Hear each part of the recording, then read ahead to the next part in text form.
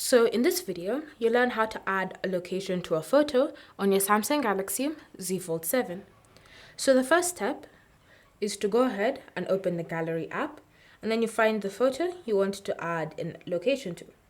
Once you've selected it, you're then going to tap on the three dots in the top right corner, and you're going to choose Details. Under the photo details, you're then going to select Edit, and then you should see this option here labeled No Location Information.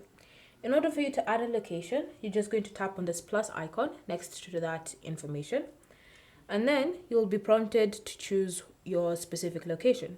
Now, you can choose to zoom in on a specific location on the map that you're given, or you can use the search function and type in the location that you want. So go ahead and use any of these options whenever it comes to choosing a location.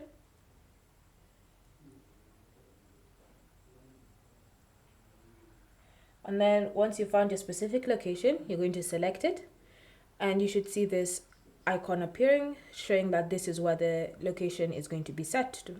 So what you're going to do is just tap on Done, and then you're going to select Save to apply the changes.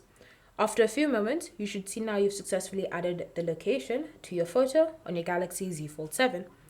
Thanks for watching. If you have any questions or comments, leave them down below and we'll get back to you.